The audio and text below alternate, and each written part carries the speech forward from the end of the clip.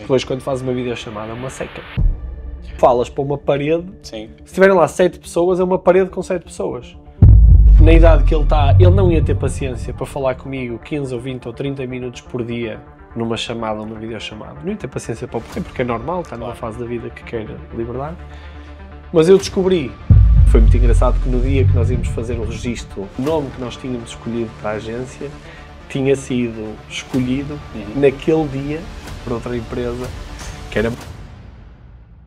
Sejam muito bem-vindos ao Deep Talks. Hoje tenho comigo o empreendedor Bruno Moreira, mestre em marketing pela FEP, vice-presidente da Associação de Empresas de TI, Comunicação e Eletrónica, fundador e Head of Strategy da Modal Brands and Digital, fundador e Head of Growth da Stage Events, fundador e diretor executivo da Arqui Summit, professor universitário no IPAM e no ISPEGAIA, onde leciona cadeiras de marketing, empreendedorismo, CRM, digital business, entre outros, e coautor do mais recente livro Metaverso no Marketing, nas Marcas e nos Negócios. Bruno, bem-vindo, obrigado por teres aceito o meu convite. Eu é que agradeço. Hoje vamos falar um bocadinho de empreendedorismo, vamos falar um bocadinho do teu livro também, certo. E um bocadinho da tua experiência no geral, não é? Porque tu já andas nisto há muitos anos. Que idade é que tu tens? Olha, eu tenho 34 anos, mas antes disso, agradecer o teu convite e desejar o maior sucesso para o podcast, para o projeto e, de certa forma, esperar que este primeiro convite surja, também seja um ponto de partida de uma coisa grande. É verdade, eu fico sempre um bocadinho assustado quando as pessoas dizem tudo que eu faço, porque em cima disso também sou pai de 2 filhos e é sempre um desafio conciliar estas coisas todas. Eu tenho 34 anos, fundei a Modal Brands and Digital com 19, aí começa o meu percurso.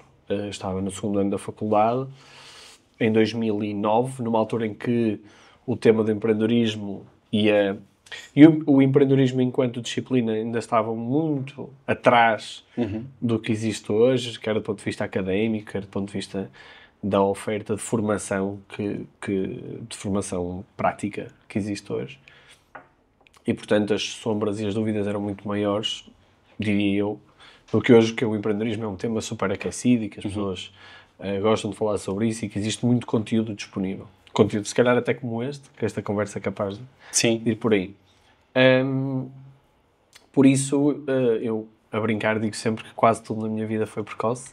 Okay. E a entrada no mercado de trabalho aos 19 anos, já com uma empresa a ser implementada, é um bom exemplo disso. E essa foi a tua primeira experiência como empreendedor ou tiveste outras ventures antes disso? Não, então, o início do meu percurso profissional tem uma história. Pronto. E eu muitas vezes gosto de contar essa história porque foram sendo uma sucessão de coisas que me levaram a empreender. Okay. Portanto, eu quando tinha 14 anos, quem tem filhos com essa idade sabe que é sempre um desafio, um drama nas férias. Sim. O que é que os miúdos podem fazer. O meu pai levou-me para a empresa dele na altura, tinha lá um computador disponível, disse, olha, vai para esse computador e entretém-te. E eu na altura saquei uns programas, na altura era o Freehand, que hoje é o Illustrator, Photoshop, etc. E comecei a fazer umas coisas e o meu pai na altura viu que aquilo até tinha algum potencial, exatamente. E disse, olha, vou-te dar este desafio, que na altura era a criação da identidade de uma gala comemorativa de uma associação muito importante na área dos vinhos. Ok. E ele disse, olha, entretanto, está aqui o desafio. Era uma espécie de um texto, estava um enunciado, aquilo era um concurso real. Okay. Pronto, eu fiz essa brincadeira, portanto foi uma tarefa de design de comunicação, maioritariamente, algum copywriting, mas design.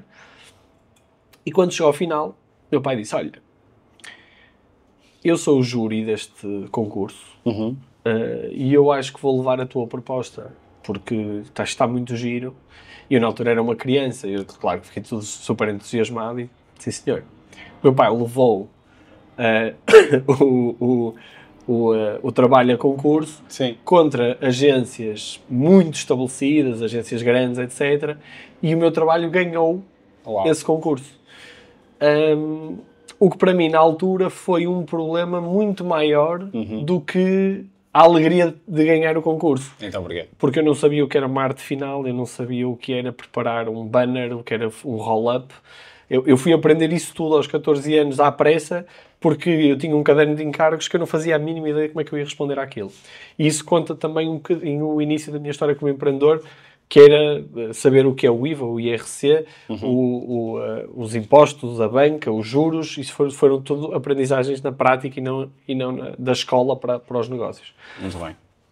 E, portanto, nessa altura, eu percebi a vocação.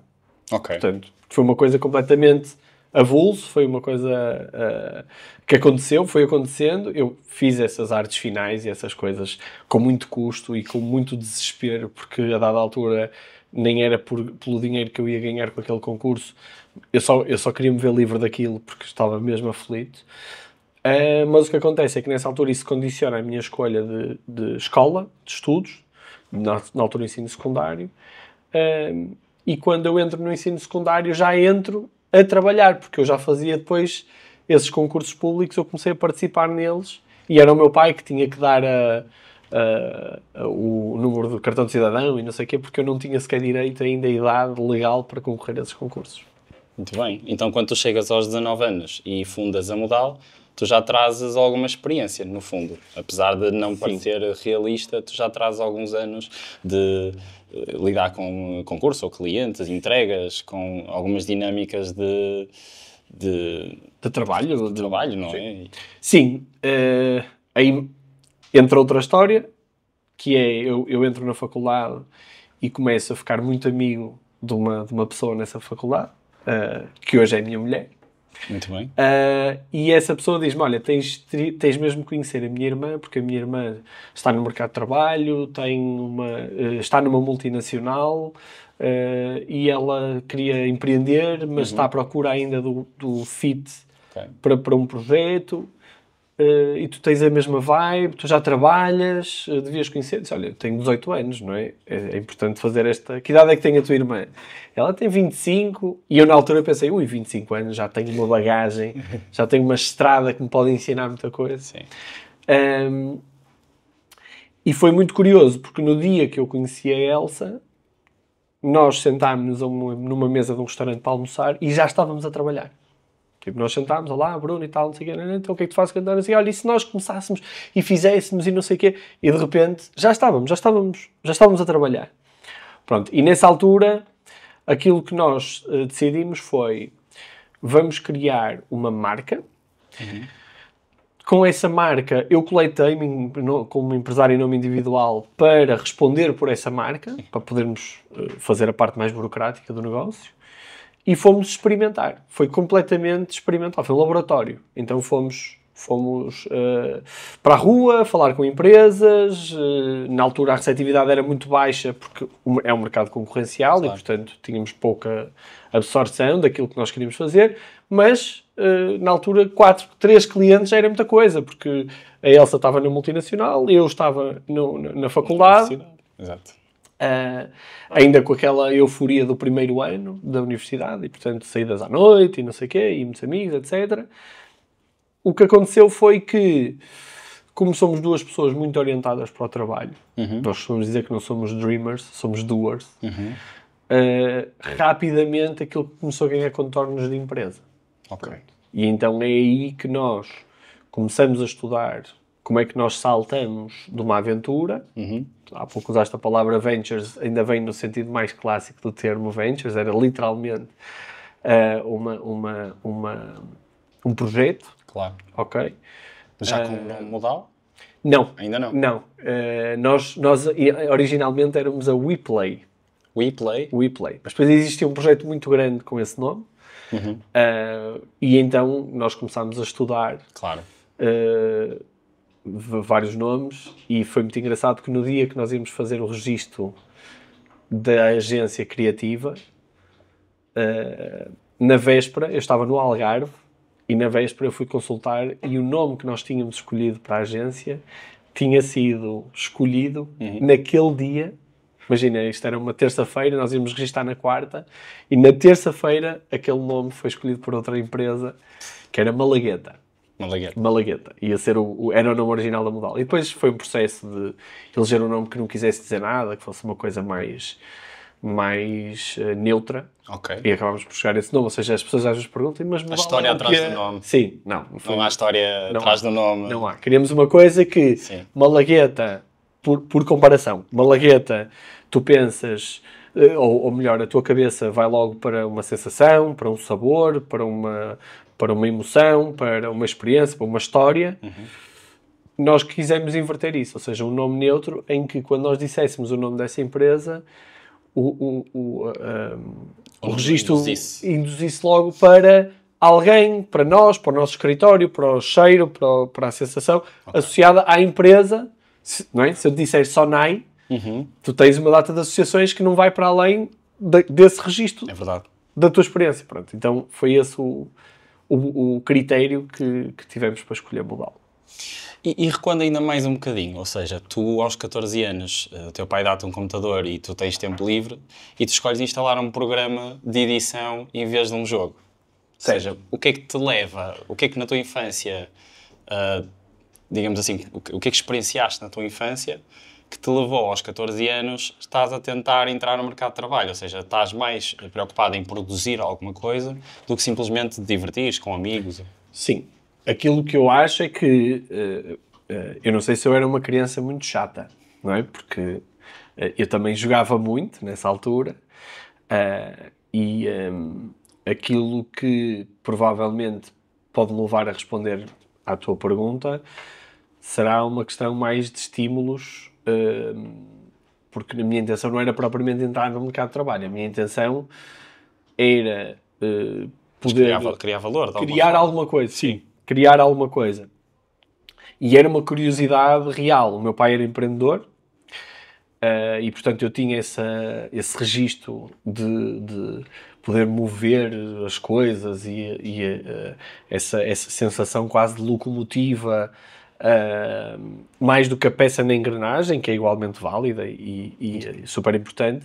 Mas eu tinha esse registro que me foi influenciando, talvez naquela idade crítica, ali dos 10 aos 14.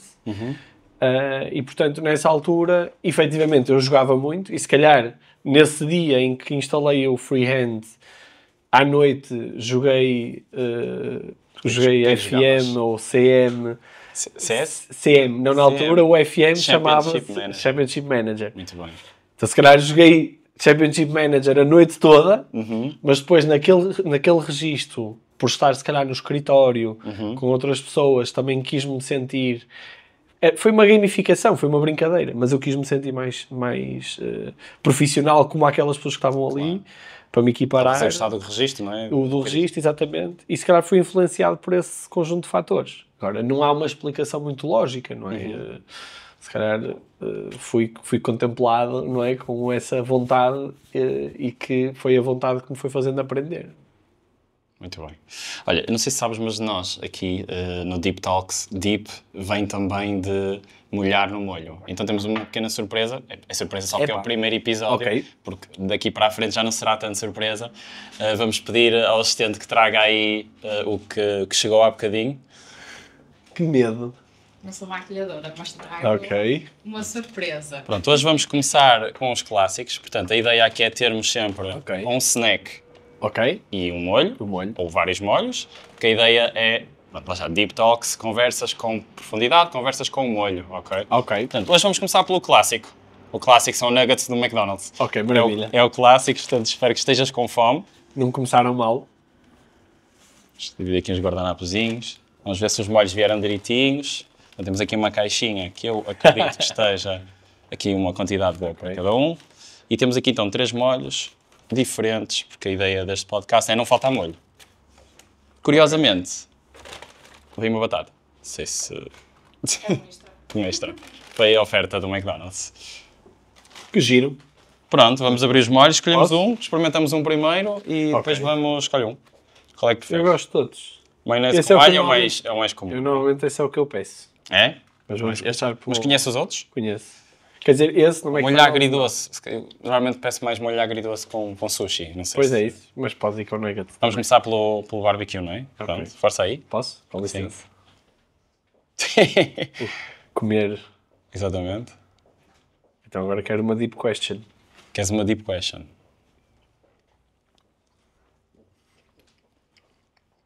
Cá bom. É bom? Também é agridoce. Também é agridoce? O molho barbecue eu acho que sim. É enfolado. É bom, sim, senhor. Agora vamos falar aqui um bocadinho do teu livro. Partir aqui para... Vamos. Posso só tirar mais um? Força. Pronto, ok. Porque, Eu guardo para os outros depois. ou seja, nesta fase em que estamos numa transição digital tão forte, não é? Em que temos podcasts a surgir diariamente, literalmente diariamente. Temos imensos artigos na internet todos os dias. Tu também tens-no feito. Temos tudo e mais alguma coisa digital. Porque escrever um livro em 2024? Ou porque lançar um livro em 2024? Lançar um livro em 2024 é um ato, principalmente quando falamos de livros técnicos, não tanto na literatura, mas é um ato um bocado contraditório. E ainda aumentado pelo facto de ser um livro dentro do tema da digitalização. Exatamente. Hoje em dia, eu acredito que 100% dos conteúdos que estão neste livro são pesquisáveis a vulso, não é? Portanto, cada um dos tópicos são pesquisáveis digitalmente. Mas também aquilo que nós percebemos, e eu sou professor universitário e a Ana é professora universitária, é que o conhecimento ele tem que ser estruturado para ser melhor interpretado e absorvido. Pronto. Ok. E havia essa ambição de escrever um livro. Nós queríamos escrever um livro num tema, primeiro, que estivesse dentro da nossa área de trabalho, e de trabalho e académica, não é? E segundo, que fosse um livro dentro de uma área onde a literatura fosse mais escassa, que é um facto, se pesquisares livros sobre o tema do metaverso. Também é um tema bastante recente, não é? Sim. Digamos assim. Terceiro, num tema que não fosse de conhecimento geral e comum. Ainda hoje eu dou aulas a licenciaturas dentro da área do marketing e das marcas, em que os alunos chegam sem saber o que é um metaverso e conhecer a palavra sequer. Portanto, há esse terceiro ponto. Pronto. E acima de tudo, talvez o quarto ponto, e não menos importante, era escrever sobre alguma coisa que tivesse, que fosse um bocadinho mais profunda, e eu já vou explicar se calhar essa questão, mas que fosse um bocadinho mais profunda do que simplesmente dar um conjunto de instruções, precisa ser um manual de instruções, não é? Ou seja, um livro sobre o algoritmo que vai explicar à audiência como é que funciona o algoritmo e como é que deves publicar, a que horas deves publicar, com que conteúdo, com hashtags, etc. Não deixa de ser uma espécie de manual de instruções. Não desmerecendo, obviamente, porque existem autores fantásticos. Claro que sim. Na área do LinkedIn, no Caramês, etc. São pessoas extraordinárias e que escrevem esse tipo de conteúdo. Nós queríamos tentar trazer algo que pudesse, ou um tema, trazer um tema que pudesse levantar questões ainda um bocadinho mais profundas. Ou seja, porquê é que eu estou a dizer isto? Mais teóricas. Se calhar, mais de alicerces. Se calhar nenhum de nós aqui se imagina chegar a casa depois de um dia de trabalho e pôr uns óculos de realidade virtual e passar mais 3 horas a navegar num universo paralelo ou numa realidade virtual tridimensional. Nós não nos imaginamos a fazer isso. Mas ainda há pouco estávamos a falar em videojogos e já a nossa geração, com 30 anos, já fazia isso. E hoje ainda mais. Está mais amplificado. Ou seja, há uma geração que vem aí que consome muitas horas em realidades virtuais. E o metaverso, o conceito de metaverso, já abrange esses videojogos. Quem joga GTA, Sim. Quem joga Fortnite. E, portanto, a verdade, porque há transação financeira também nesses universos, quando compras uma skin, etc., quando interages com outras pessoas, a realidade é que o metaverso é muito falado como um futuro, e será que foi um sucesso ou foi um flop? Não foi, porque é um conceito que já está a ser aplicado. Certo. Ok?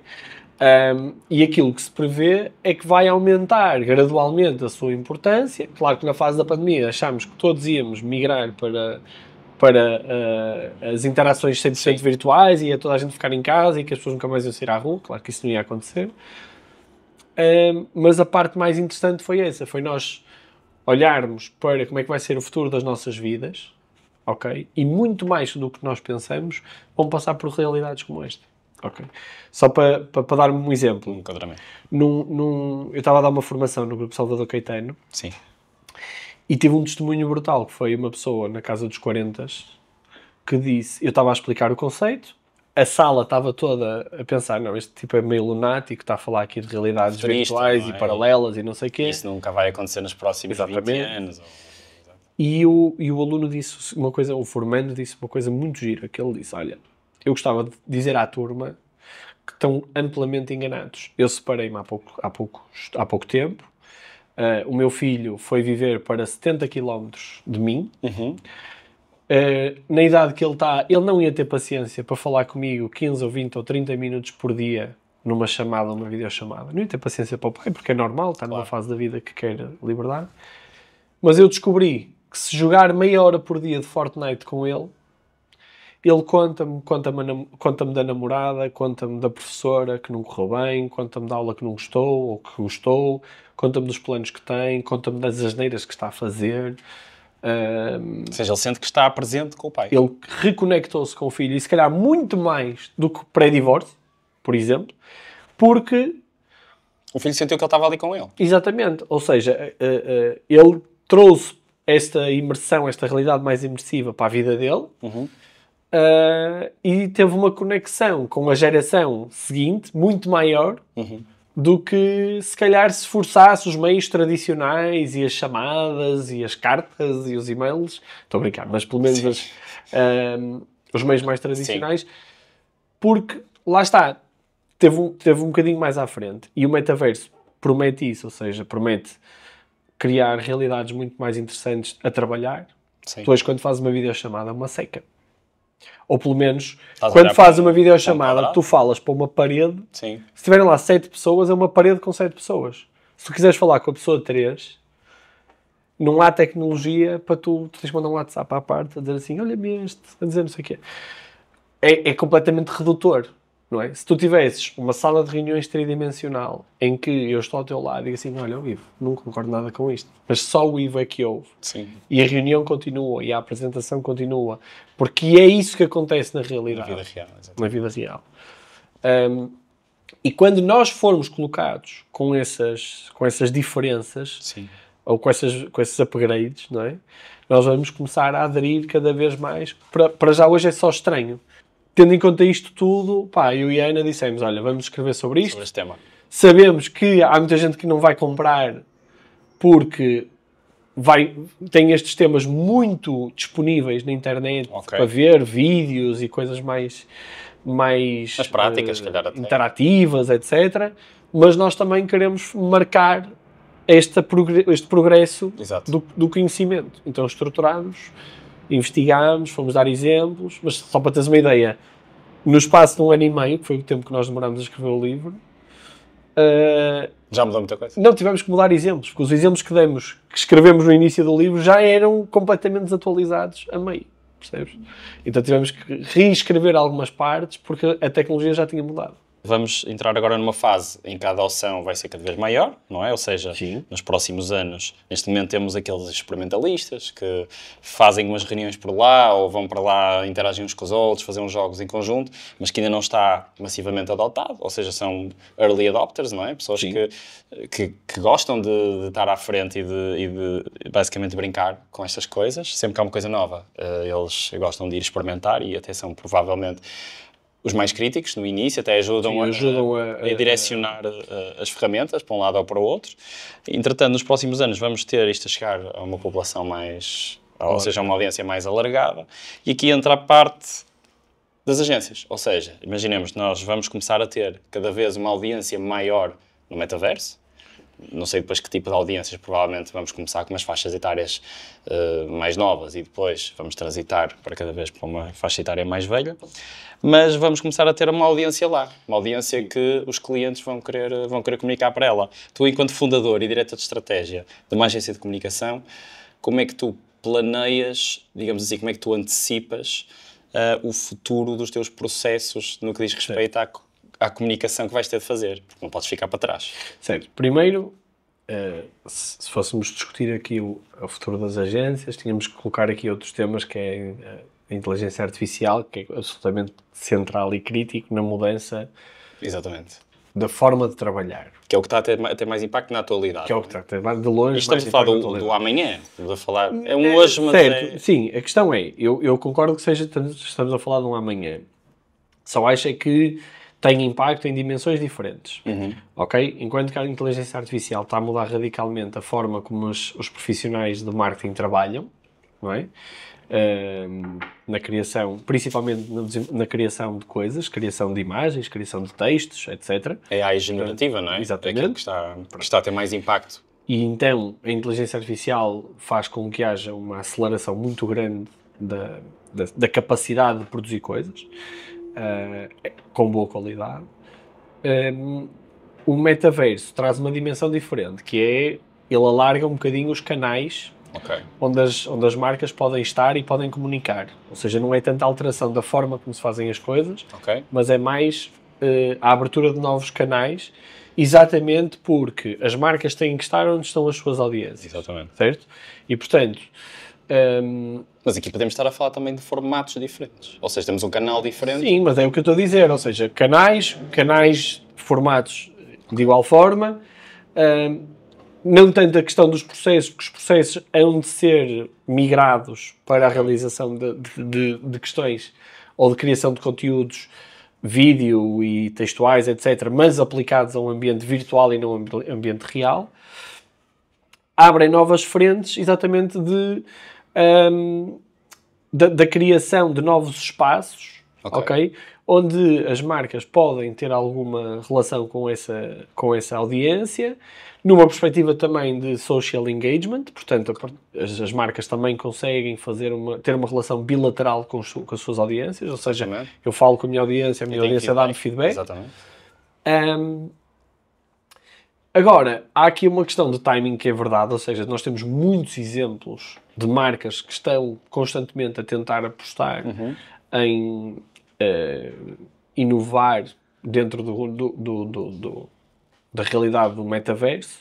Neste momento, a meu ver, as marcas que estão a fazer isso mais por reputação e para poderem dizer que chegaram primeiro do que propriamente pelo retorno que esperam dessas ações. Exato. E nós estamos numa era muito orientada para os resultados, muito results-driven, do marketing, e portanto as métricas e os indicadores têm que nos dizer se nós investimos X, qual é o custo de aquisição de um cliente e quantas pessoas é que nós encontramos lá e quantas é que atingimos, etc. E eu acho, ou eu acredito que no metaverso neste momento esses números ainda são catastróficos. Claro. Ok? Por aí. Agora, dá efetivamente... Exatamente. Faça o investimento. Agora, o outro lado da moeda, que tem a ver com nós somos, enquanto consumidores e enquanto agentes do mercado, nós pessoas somos de emoções e somos de sensações e somos de statement e de querermos procurarmos o consumo também pelas marcas. É para isso que serve e é para isso que se cria o valor marca.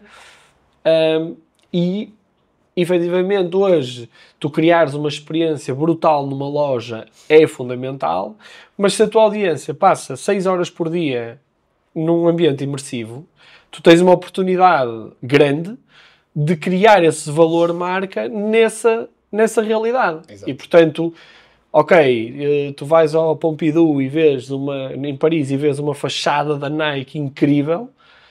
Se perguntares quantas pessoas é que compraram umas sapatilhas da Nike por causa daquela fachada, eu duvido que eles tenham feito a aquisição de um cliente só por causa daquilo. Claro. Ok? Da mesma forma que talvez no Fortnite ou no Roblox ou numa plataforma metaverso semelhante, a construção do universo Nike, em que tu tens uma data de experiências, podes jogar, podes interagir com a marca, que aquilo também tenha vendido uma sapatilha.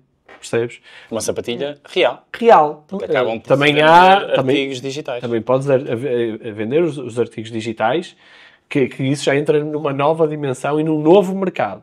Mas isto só para dizer isso, que é da mesma forma que as empresas e as marcas têm a oportunidade, no contexto real, de fazer ativações que trabalham muito o tema da reputação, do reconhecimento da marca, do awareness, que as pessoas conhecerem ou não conhecerem a marca.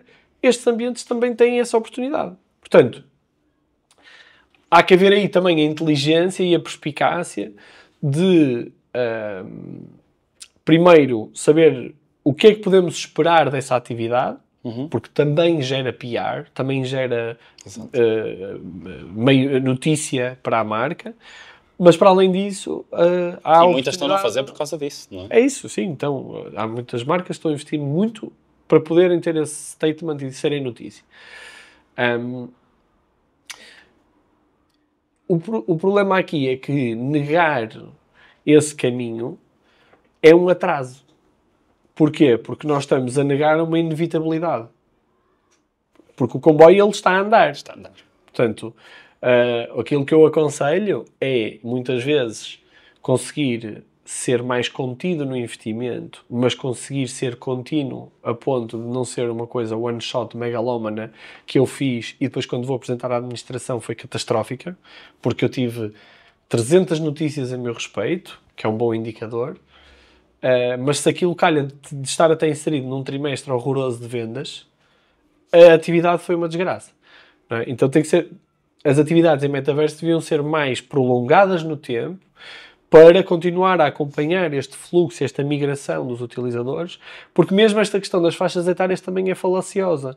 Nós hoje vemos os públicos que tinham, sei lá, 40 anos há 15 anos atrás, hoje têm 55 e são utilizadores muito assíduos de plataformas como o Facebook e já a migrar para o Instagram. Portanto, há aqui essa atenção que é preciso ter em conta e que muitas vezes fica-se num raciocínio muito básico de eu vou investir nisto, vai trazer retorno, sim ou não? Se é não, então vai para o lado, nós temos a dar prioridade a coisas que nos fazem aumentar as vendas. E isso acaba por ser, obviamente, um perigo, quem não olhar para isso. Vamos experimentar mais um molho? Vamos lá. Qual é que... já conheces melhor ou para o agridoce? Vamos para o agridoce, porque o último... A conversa está agridoce. É a minha... Não, está ótima. Porque o outro já é a zona de conforto. Força. Posso? Outra vez. Lá está. Já não está tão quentinho. Não. Mas está bom. Costumas comer? McDonald's ou... Nuggets do McDonald's. Estamos a falar de marcas? Costumo. Estamos a falar de marcas, hoje estamos a falar do McDonald's. Amanhã pode ser outra marca. Sim. Costumas comer McDonald's e nuggets. Quando vais ao McDonald's, pedes sempre nuggets. Só que pede sempre este. Passa a publicidade. Pedes esse. Mas para as batatas ou para os nuggets? Para os nuggets. Para os nuggets. Então correu bem esta combinação. Correu. Foi sem saber. Isto foi sem estudo de mercado. Aqui a fome já não interessa. Isso já é gula. Estou a fazer uma coisa que não devia estar a fazer. Que é o double dip. Não. Olha, voltando aqui ao tema dos conteúdos. Tu que já estás nisto há 15 anos. Há 15 anos não se falava em conteúdos. Sim. Como é que tu viste esta situação toda? Ou seja, tu tens pessoas da área, até bastante conhecidas em Portugal, que lecionam há vários anos marketing, e que há, se calhar, 5 anos atrás, Sim. achavam que os conteúdos eram uma brincadeira. E achavam que as estratégias em social media, se não fossem pagas, que não teriam resultados. Hoje em dia, essas mesmas pessoas já têm um discurso ligeiramente mais cuidado quando dizem esse tipo de coisas. Algumas até inverteram a posição. Somos nós a puxar aqui a brasa. Qual é a tua visão do eu... marketing de conteúdos? Sabendo, obviamente, que nenhuma estratégia por si só, sozinha, pode ser um bom ponto de partida, não é? Mas Sim. não vamos sustentar um negócio apenas numa estratégia. Mas é uma estratégia que era descurada há uns anos atrás. Como é que tu vês essa estratégia a enquadrar-se hoje em dia numa empresa? Uma empresa de serviços. A pergunta é gira porque, se voltarmos um bocadinho aí a um ponto em particular, que é as pessoas que estavam nestas funções, fosse no ensino ou fosse na parte profissional, que estavam nestas funções, que tinham outros problemas há 15 anos atrás, ok, Portanto, havia essa sombra ou essa nuvem da criação de uma plataforma parecida com outras que já existiam, como o Hi5, Orkut, Fotolog, etc. E que vinha por aí e que ia ser uma grande coisa, uma grande cena, mas ainda não se sabia. Um discurso muito parecido com estas coisas que se fala agora do metaverso. Será que vai ser? Será que não vai ser? Pronto. E aquilo, a forma como eu vejo isto é... Havia determinadas prioridades e obviamente que a criação dos conteúdos como nós a conhecemos hoje não tinha a preponderância que tem, porque também não havia canais tão fortes, para comunicar com a audiência como existem hoje. E portanto, se tu contratasses um embaixador para a tua marca, era uma profissão que não existia, os influencers, praticamente. Não é? Tu tinhas, era uma pessoa, uma celebridade que emprestava a sua imagem para... Já era essencialmente a mesma coisa, não é? Mas sim, num canal diferente. Certo, mas ia-se refletir, exatamente, ia-se refletir no catálogo da empresa, ia-se refletir no anúncio de televisão, se a empresa tivesse capacidade para isso, mas não numa perspectiva, numa lógica tão recorrente como tens hoje. Pronto. E o que aconteceu foi, e vamos outra vez parar a uma frase que usámos há pouco, que é, as marcas têm que estar bem onde estão as suas audiências. Ok? E o que começou a acontecer é que as pessoas começaram a usar as redes sociais. A consumir conteúdos. E a consumir de uma maneira... exagerada até. Sempre crescente, exagerada se calhar. Uma vez mais, houve obviamente resistências do ponto de vista estratégico, de questionar a importância dessas estratégias ou desses canais, como ainda hoje essa discussão existe, ok? Só para teres uma ideia, sem dizer quem, mas nós tivemos uma reunião muito caricata com um cliente de uma área muito técnica, que dizia exatamente que determinados canais de redes sociais não eram de toda uma prioridade e que o conteúdo não era de toda uma prioridade, etc. Mas contava que, a meio da reunião, contou que tinha sido abordado por um... Eu vou só abrir um bocadinho, levantar aqui um bocadinho o véu. Tinha sido abordado por um arquiteto que até tinha visto um canal de rede social, no Instagram, e que, pelo que viu lá, queria mesmo falar com eles por causa de um projeto que já estava a decorrer e não sei o quê. E ele dizia, olha, e já agora é um projeto aí para milhões. E a sensação que dá é assim, então para tudo. Exatamente. Não é? Então vamos desconstruir isso. Não é de todo importante. Ok, aceito. Mas está a trazer negócio. Ainda que seja muito pontual, porque a vossa área é muito técnica e é difícil, mas está a trazer. Então, o que nós vemos aqui é que existe uma imagem criada acerca daquilo. É verdade. Não é? Podemos chamar resistência, podemos chamar o que quisermos. Mas há uma imagem criada em relação àquilo, possivelmente. O que nós nunca tivemos acesso, digamos assim, a canais de distribuição, não é? Com acesso a uma audiência tão grande, com possibilidade de se gastar tão pouco. Ou seja... Pronto, e é esse o paradigma que tem mudado. E é óbvio que isto tudo na vida são escalas, não é? E tu tens o gestor que já gera um negócio há 40 anos e que sempre conquistou e que, portanto, vai ter uma resistência maior natural porque não tem formação específica em marketing e tudo que ele conquistou até há 15 anos atrás ou 10 anos atrás foi sem essas ferramentas. Ok? E que, portanto, ele se fizer uma introdução hoje dessa ferramenta, daqui a um ano ele vai medir o negócio e o negócio está exatamente ao mesmo ritmo, provavelmente. E, portanto, ele não está certo, mas é legítimo que ele tenha esse pensamento. Ok? E depois vais descendo na escala, que é, depois tens o profissional de marketing que também está na área há 40 anos e que provavelmente está a correr atrás de um comboio que passou muito rápido, mas que ele sabe que tem que o apanhar porque é aí que estão os orçamentos e, portanto, ele tem que tentar perceber isso e muitas vezes chega com uma visão um bocado mais tradicional e chega com uma coisa que aprendeu há 7 anos atrás que hoje já não faz sentido nenhum, mas que era assim que se fazia e, portanto, agarra-se àquilo e já chega com uma filosofia um bocadinho deturpada do que tem de ser, e depois as gerações mais novas que têm uma sensibilidade muito grande porque também são altamente consumidores, mas também não são só vantagens, porque também trazem a desvantagem do facto de ainda não conhecerem por dentro o negócio e efetivamente como é que o negócio se gera. Não é se gera. E aquilo que muitas vezes assistimos é esse conflito, Sim. não é? De quem vem porque entende o contexto da criação de conteúdos, de uma criação mais orgânica, de uma forma mais genuína das marcas estarem presentes e mais recorrente, não consegue compreender a visão de alguém que estruturou e venceu de uma determinada forma. Exato.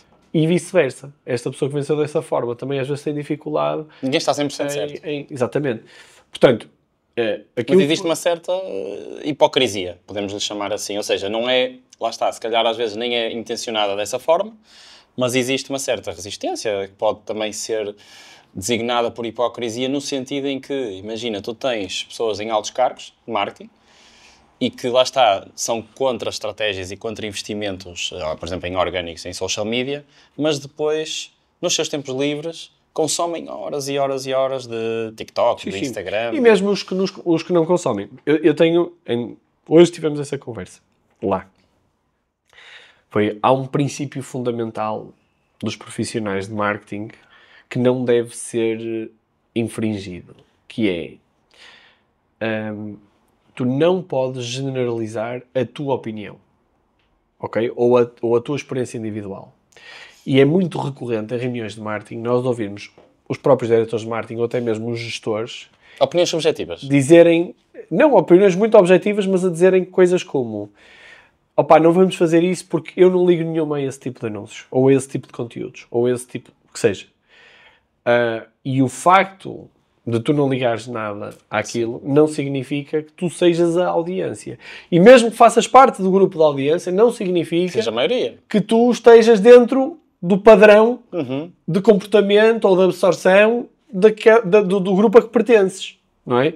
E, portanto, é muito comum nós ouvirmos opá, não vamos avançar com isso porque, olha, eu sempre que me aparece eu cancelo, não é? Eu não vejo como hipocrisia as tomadas de decisão em relação ao investir ou não investir, ou apostar ou não apostar, ok? Aquilo que eu sinto é que...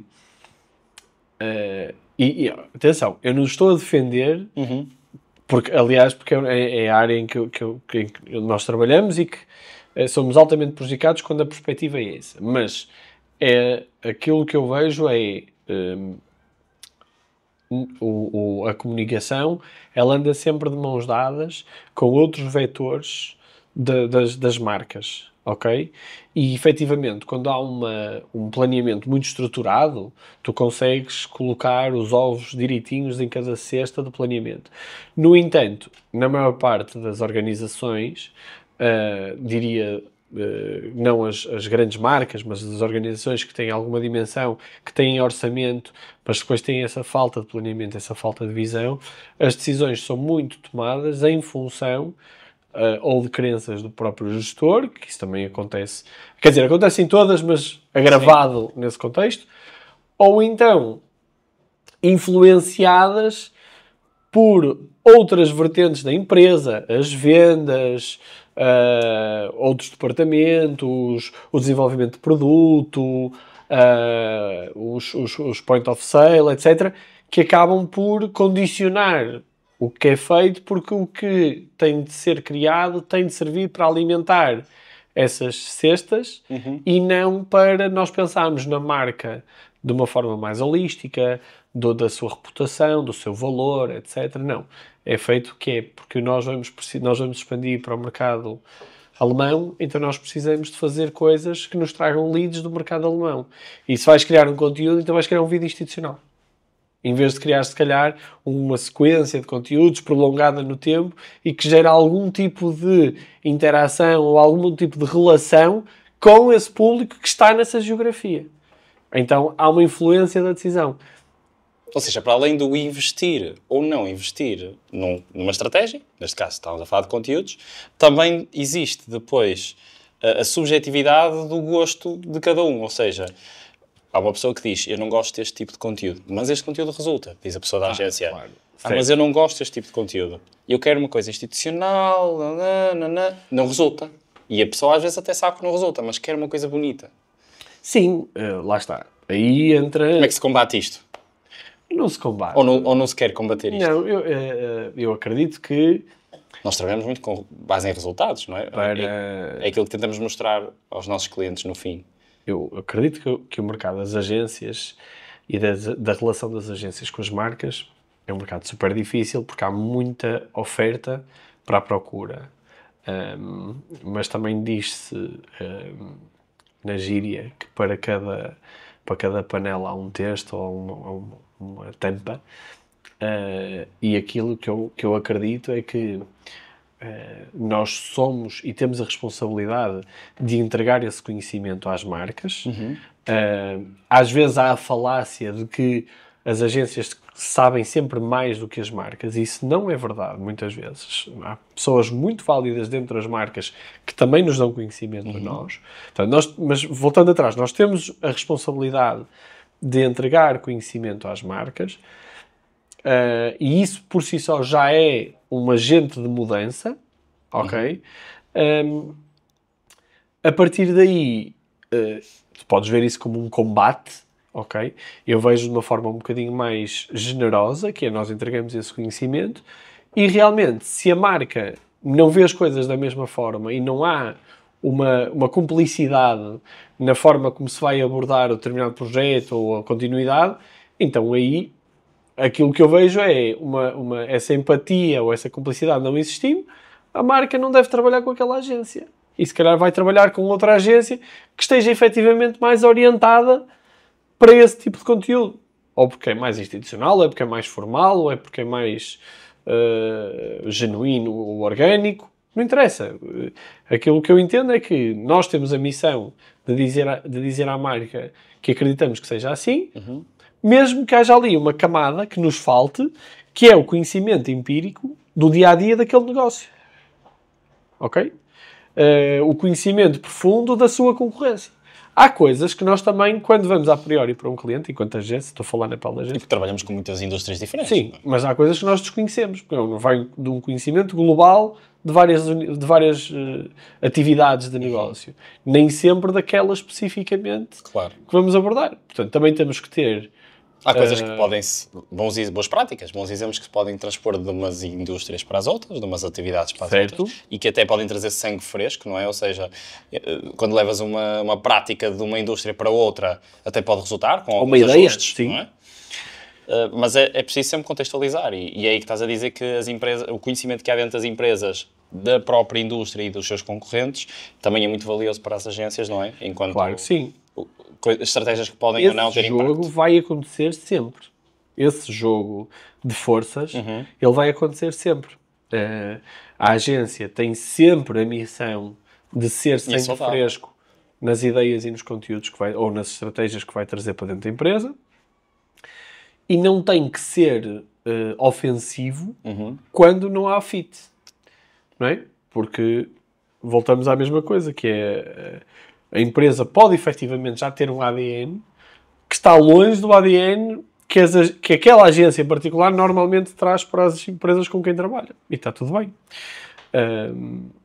Pronto, agora, como é lógico, da mesma forma, e não querendo pôr tudo assim na mesma relatividade, não é? Mas da mesma forma que existem marcas que são lideradas por pessoas que têm uma determinada visão que se alinha mais com esta que nós estamos a dar aqui, e marcas que têm pessoas que lideram, que têm uma visão mais desalinhada, também existem agências diferentes, lideradas por pessoas diferentes, que são, não quero ser ofensivo, mas mais ou menos válidas, ou mais ou menos pertinentes, ou mais ou menos disruptivas, não é? Portanto, também há vilões no lado das agências. Claro. Não é? Se calhar haverá mais do lado das marcas, talvez. Nós sentimos mais isso, estamos do lado de cá e acabamos por sentir a resistência do lado das marcas. Sim. Mas então, ou seja, cada um puxar a brasa à sua sardinha é bom, Porque a Brasa vai acabar por ficar num sítio Sim. que acaba por ter uma visão diferente das coisas, mas ao mesmo tempo estar contextualizado. Ou seja, Quem está nas marcas tem o conhecimento diário, integral do negócio. E isso não se lê em lado nenhum, não é? É uma experiência... é um desequilíbrio saudável que tem que ser visto dessa forma. Não pode ser exigido à agência que saiba tanto como a pessoa que está lá dentro, que traz conhecimento. A agência será sempre o agente provocateur, que é assim é a expressão que se utiliza. Então, a agência tem que ser sempre o agente provocateur que tem que ter algum espaço para propor sem ser julgado no pior sentido da palavra. Claro que nem todas as ideias têm que avançar, mas tem que ter esse espaço para idealizar alguma coisa diferente, que saia do tradicional, claro, ou do normal alinhamento, seja do ponto de vista visual, seja do ponto de vista da narrativa, e haver essa permeabilidade por parte de quem decide de fazer apostas. Quando isso acontece, aí as relações normalmente são mais saudáveis. Muito bem. Vamos aqui experimentar então o último molho que tu já conheces bem, não é? Como é que se chama? Double Dip? É Double Dip. É Posso? Double Dip? Podes? Estamos à vontade suficiente para fazer um Double Dip. Bom, o truque aqui é fazer um dip mais profundo. Qual é o teu favorito? É este é... Continua a ser. Sempre. Vou fazer também aqui um Double Dip. Um Double Dip. E preferes comer um nugget com molho ou sem molho? Sempre com molho. Pronto. Isto leva-nos ao próximo jogo. Então, conta lá. Ao jogo, digamos assim. Então, eu vou dizer aqui uma série de palavras e tu vais ter que te responder rapidamente se achas interessante ou não, se achas que tem potencial ou não, e vais responder com molho ou seco. Ou seja, digo-te uma palavra, se achares interessante, dizes molho, ou com molho. Se achares que não é interessante, diz que é, então é molho ou seco, não é? Ou é seco. Ok. Podemos começar? Força. Trabalho remoto. Tem que ser mais rápido. Semi-molho. Semi-molho, ok. Smart contracts. Molho. Molho. Muito molho. TikTok. Molho. Podcast. Molho. Dormir 8 horas por dia. Seco. Seco, ok. Nuggets. Principalmente depois de ser pai é muito seco. Mas não dás valor? Ou... Não, dou valor. Aquilo que eu acho é que... primeiro, lá está, eu estou a fazer aquilo que disse que não se devia fazer, que é estou a transportar a minha experiência individual para a generalização e eu não preciso dormir... Aqui é literalmente uma opinião... Sim, agora, sim, acho que cada um tem que dormir aquilo que não é, são as 8, nem as 10, nem as 6, que as pessoas dormem aquilo que elas entenderem. Nuggets. Molho. Molho. Metaverso. Molho. Muito molho. E último, Vítor Bruno. Tem que ser rápido. Semi-molho. Semi-molho? Sim.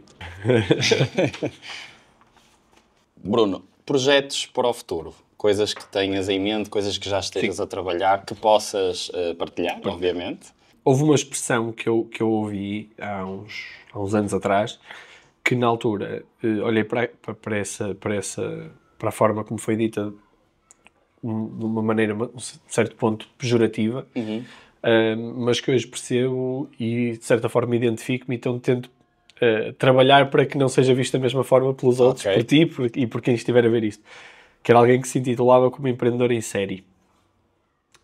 Porque empreender é uma coisa muito séria, que dá muito trabalho, que dá traz muitos desafios, muitas preocupações e que para ser bem feito exige muito tempo e, portanto, é de certa forma incompatível se essa acumulação for feita de uma forma não planeada. No entanto, ou seja, virando aqui não deixas de ser empreendedor. Não deixas de ser empreendedor e de continuar a empreender. E neste momento há um projeto muito interessante, entusiasmante, que nós estamos a alavancar já há mais de um ano na área de blockchain. Portanto, é um projeto que a temática em si é semi-secreta, então, portanto, não posso estar a estender muito, mas que está na fase de recolha para financiamento, de angel investment, mas que traz tecnologia mais deep para um segmento muito sensível, que está relacionado com a área da informação, do conteúdo, mas num conteúdo mais sensível, e que todas estas componentes de smart contracts, cripto, blockchain, vêm tentar resolver ou mitigar problemas muito graves que acontecem nessas indústrias. E é um projeto que está muito bem encaminhado e que entusiasma. De resto, o meu grande objetivo é, dentro dos nomes que tu citaste na apresentação, fazer projetos interessantes e, portanto, dentro da minha agência, continuar a inovar. Nós vamos lançar um projeto especificamente na área tecnológica dentro da agência, que também para trazer projetos relacionados com a inovação de uma forma mais potente. E dentro de algumas semanas ou de alguns dias, a Modal vai deixar de se chamar Modal Brands and Digital e vai se passar a chamar Modal and More, porque integrou recentemente um grupo, uma network de agências a nível internacional chamada More Agencies, e essa integração fez-se também ao nível do negócio, e que fez com que neste momento a Modal vá passar a ser, para além de uma agência no sentido clássico e tradicional e equiparável, portanto, que tem uma paridade com a maior parte das agências que nós conhecemos, vai ser verdadeiramente especialista em temas de internacionalização.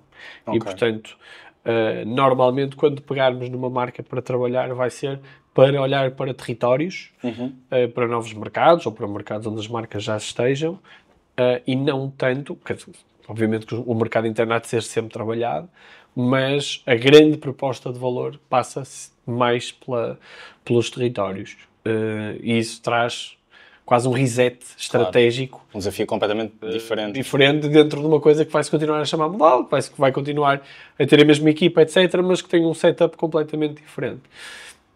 Empreender dentro daquilo que já é o É um empreendedorismo interno, sim. Não sei se esta expressão existe, mas... É inovação. Novas unidades de negócio. Todos os produtos e as empresas têm ciclos de vida. E esta é uma teoria académica, mas que quanto mais passam os anos, mais eu percebo que ela existe, é real e tem que ser levada a sério.